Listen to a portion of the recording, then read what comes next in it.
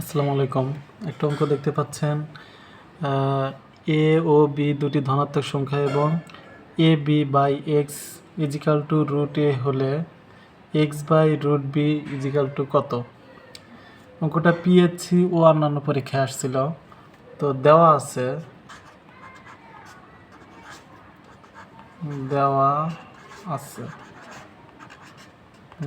হলো a b by x is equal to root a. এখন যদি এ বি, এখন এটাকে এভাবে লেখা যায়, এ গুণন বিকে এভাবে লেখা যায় রুট বি গুণন root b by x is equal to root a. Root a গুণন রুট এ অর্থাৎ রুট এ গুণন রুট এ যদি গুণন করি তাহলে কি রুট এ স্কোয়ার আর রুট কাটা, এর জন্য এ থাকে, এর জন্য রুট এ আর রুট এর রুট এ গুণন রুট এ ইজিক্যাল টু এ একই কথা। এই জন্যই এর পরিবর্তে দুইটা রুট লেখা যায় আর বির পরিবর্তে দুইটা রুট বি লেখা যায়। এখন বা কি করা যায়, যে আমরা যদি এটা যদি এই পাশে নিয়ে আসি তাহলে কি হবে, রুট এ গুণন রুট এ গুণন রুট বি গুণন রুট বি বাই এক্স তো আছে, এক্স গুণন রুট এ। মানে এটা যখন বাম পাশে আনি তখন কি হয়, নিচে চলে আসা ভাগ হয়ে যায়, তখন এই পাশে কি থাকে, শুধু 1 থাকে। এখন যদি আমরা কাটাকাটি করি, এই রুট এ আর এই রুটে কেটে যায়, যাওয়ার পরে কি হয়, বা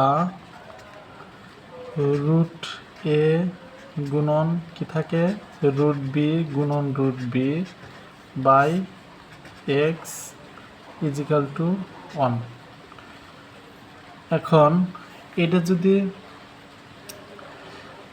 প্রমাণে বলছে কি, মানে x by root b is equal to কত, এক্স বাই এক্সটা উপরে আনা লাগবে আর রুট বি নিচে। কীভাবে আনবো, এটা যদি বিপরীতকরণ করি তাহলে এক্সটা উপরে নেওয়া যায়, এক্স বাই কত, রুট এ গুণন রুট বি গুণন রুট বি ইজিক্যাল টু 1। আমরা সাইডে এভাবে লিখে দেব যে বিপরীতকরণ করে।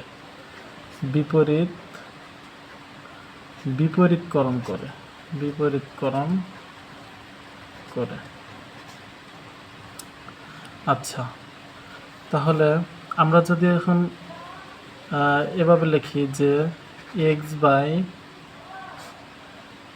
বাই যেহেতু বলছে যে x by root b is equal to কত, এখন এক্স বাই রুট বি যদি এক সাইডে রাখি, রেখে এক্স বাই রুট বি এক সাইডে রাখলাম, থাকলো কি রুট এ বাই রুট গুণন রুট বি, থাকলে হচ্ছে রুট এ আর রুট বি থাকলো।